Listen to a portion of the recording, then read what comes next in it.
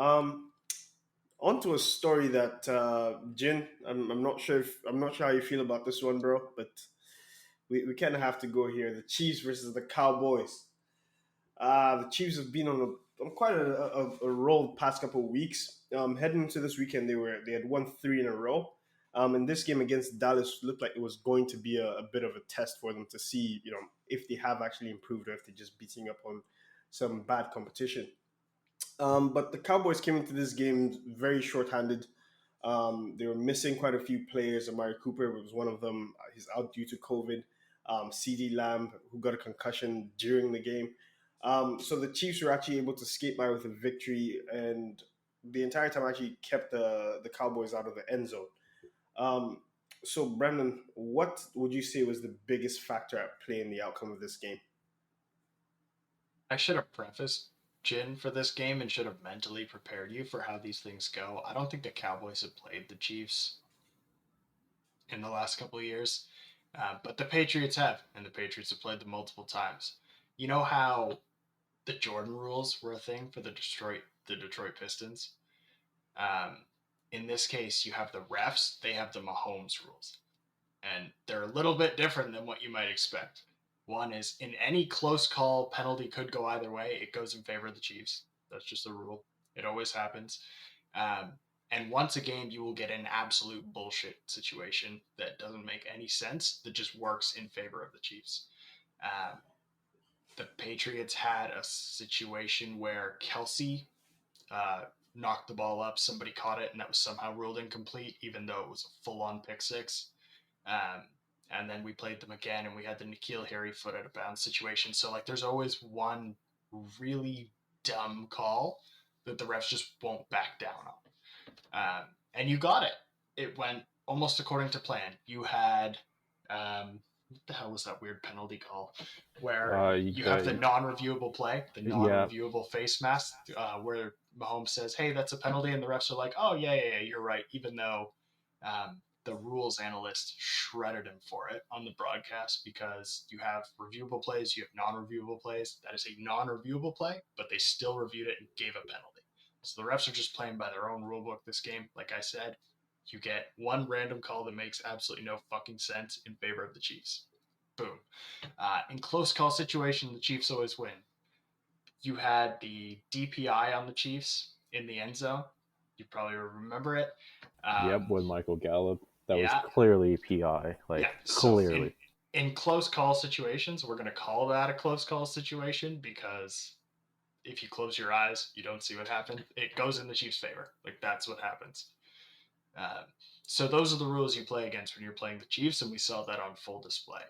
I don't know if this is Chiefs are back so much as like the Cowboys were injured and their defense just, or sorry, their offense didn't show up because your defense essentially gave you multiple opportunities to win that game with the turnovers. But with the injuries, obviously CD Lamb in the second half of the game, no Amari Cooper, Dak couldn't get it going. And I don't think this was as much of a Chiefs beatdown as it was like the Cowboys' bad game. Yeah, I mean, I definitely think so. I mean, with all the, it just seems like whenever the Cowboys, decide to do a little bit of offensive line shuffle, everything just gets out of sync. We have Connor McGovern instead of Connor Williams starting. Mind you that we got a lot less holding calls, but also Tyron Smith was out. As well as on the defensive side, we didn't have Demarcus Lawrence, we didn't have Randy Gregory, but Michael Parsons, came in with such a big play and just played really well in that game. And I think it just overall, it just all the back calls and everything, and the injured players just kind of went out of sync. Who in the right of mind would thought that Dallas's top two wide receivers will be out in the second half? The only wide receiver that had a little bit of experience is Cedric Wilson. Well, he played okay, except a couple of drops. And then you had Noah Brown in, which we rarely saw him unless it was a blowout game or anything like that. So obviously we couldn't play the entire playbook that Kellen Moore has drawn up for the game. And it just seems like like it just seems like the refs wanted the Chiefs to win and humiliate the boys in that game, which clearly shown in multiple missed calls, multiple fuck ups, and just everything like that. It just it's almost like again like the Mahomes rules just they exist, and until Mahomes has such a shit year that he's going to be benched for a couple games, I think that rule is always going to stay the same, or unless it was just so obvious that the refs cannot make up a rule for it, um, then that would be that. And overall, it just seems like you know it's a game that we're gonna have to eat. We lost whatever it is. We're still gonna make it to the playoffs. We're with the easy schedules and everything, so I'm not that too worried. Hopefully, by the end of the regular season, we'll get everybody back. Everybody will be excited to push for a playoff run. Um, Jen, real quick question there. Do you have any kind of worry or cause to pause that the Chiefs were able to sack Dak 5 times on Sunday? No, if you look at it from just the season alone, whenever we didn't have Tyron Smith and we had like a shuffle of the offensive line, everything gets out of whack. Um, it happened, in Denver. It happened, in the beginning of the season. Mind you, we did win some of those games, but it was, Dax getting pressured. It was closer games than we thought. But when everybody is, healthy, we get a blowout like the Atlanta Falcons um, game. So, I'm not too worried. It seems like everybody's banged up, and we do have enough depth. Although I would like to see more Tony Pollard on the plays.